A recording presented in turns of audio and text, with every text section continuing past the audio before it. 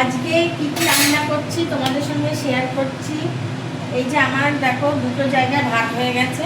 এটা হলো আমাদের ভাগ আর এই জায়গা হলো আমার বাচ্চাদের ভাগ, যাদের খেতে দিই। আর এটা একবারেই ভাত করে নিচ্ছি। এখন যেহেতু শীতকাল, ভাতটা খুব একটা নষ্ট হয় না, ভালোই থাকে রাত্রি অবধি, তাই একবারেই ভাত করে নিচ্ছি, মানে নেওয়া হয়ে গেছে। আর এইটা হলো আমার বাচ্চাদের মাংস, সেদ্ধ করে রেখেছি। বলেছি ঠান্ডাতে একটু বেশি দিনই মাংস দিই, গরমের সময় অবশ্য মাংসটা কম দিই, মাছ দিই, দই দিয়ে মাখিয়ে দিই। কিন্তু এখন যেহেতু ঠান্ডা, রাত্রিতে ঠান্ডা পড়ে খুবই, তাই জন্য ওদের মাংসই দিই। আর শীতকালে বেশি মাংসটাই দেওয়ার চেষ্টা করি, শরীরটাও গরম থাকে ওদের। আর এই যে কালকে এনেছিলাম হলো শাক এনেছিলাম, সেটাকে রেখে দিয়েছিলাম, আজকে সেইটা ভাজা করবো, রসুন দিয়ে কালো জিরে দিয়ে ভাজা করবো।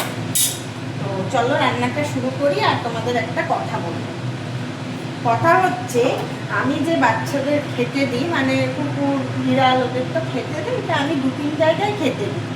আর দুপুরবেলাও যাই, রাত্রিবেলাও যাই খেতে দিতে। তো আমার শ্বশুরবাড়ি যেদিকে, সেই পাড়ার একটা পাড়ায়, সব পাড়ায় না, একটা গলিতে, হ্যাঁ, তাদের বিশাল অবজেকশন, মানে কিছু না কিছু অবজেকশন। আর কোনো মানে অবজেকশন যে করে, কথাগুলো কোনো ভিত্তি নেই, মানে ভিত্তিহীন কথাবার্তা, এবং সেটা মেলাতেও পারে না কথাগুলো, কিন্তু তাও বলবে, তাও ওই ওদের যে খেতে দিই সেটাতেও অসুবিধা।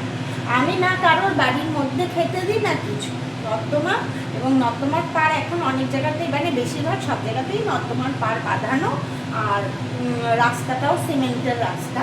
তো আমি ওই রাস্তার ধারে ধারেই খেতে দিই, তো সেটাতেও অসুবিধা।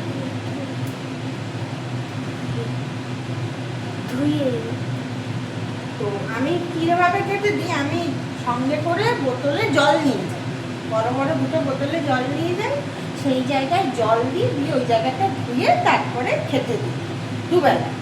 কিন্তু ওই গলির কয়েকটা বাড়ি আছে, তাদের একজনের বক্তব্য হচ্ছে ফুল গাছ আছে সামনে, উল্টো দিকে বাড়িটায় পাঁচিলের গায়ে ফুল গাছ, ফুল গাছের কিছু ডাল তো বাইরে এসে যায়, সেই ফুলগুলো তুলতে অসুবিধা হয়, ওখানে এঁটো থাকে, ওরা খায়, ওর জন্য ওখানে ফুল গাছে ফুল তুলতে অসুবিধা। আর কিছুজন আবার একজন বলছে যে আমার বাড়ি এখানে দেখতে নষ্ট হয়, দেখতে খারাপ লাগে, ওরা এখানে খায়, এটা তো বাড়ির সামনেটা, আমার বাড়িতে দেখতে খারাপ লাগে, নোংরা থাকে। আবার একজন বলছে আমার গাড়ি বার করতে অসুবিধা হয়, ওখানে এঁঠো পড়ে থাকে, নোংরা করে রাখে, গাড়ির চাকায় লেগে যায়। আচ্ছা, গাড়ির চাকা, যে গাড়ি চালাচ্ছে, গাড়ির চাকাটা কি মাথার উপর দিয়ে যায় না আকাশ দিয়ে যায়? গাড়ির চাকা তো গাড়ির রাস্তা দিয়েই যায়, তো রাস্তায় কি কোনো নোংরা থাকে না? রাস্তা, আমাদের রাস্তা কি সব পরিষ্কার থাকে না? চাকায় কোনো নোংরা লাগে না? জানি না। আচ্ছা, বাড়ির শো নষ্ট হয়ে যায় নাকি? ওরা নর্দমার পাশে নোংরার মধ্যে মুখ দিয়ে চেটে চেটে খায়, সেইগুলোতে কোনো অসুবিধা মানে মনেও হয় না যে ওদের কতটা কষ্ট, কোনো তাদের অভিযোগও করে না, তাও ওইভাবে খেয়ে যায়। কিন্তু এদের অনেক অভিযোগ থাকে, যারা অট্টালিকায় থাকে, খুব সুন্দর বাড়ি ঘর করে থাকে, ওদের অনেক অসুবিধা হয়ে যায়। কিন্তু যেসব প্রাণী, এই যে পশুরা, ওরা নর্দমার ধারে ওই গন্ধের মধ্যে, হ্যাঁ, রাস্তায় খেতে দিচ্ছে, সেখানে খায়, কোনো নির্বিকারভাবে কোনো কাউকে কমপ্লেন করার নেই, সব কিছু মাথা পেতে নেয়, তাদের প্রতিও এত তাদের অবজেকশন থাকে। তো তোমাদের এইটুকুনি কথা বলার জন্য।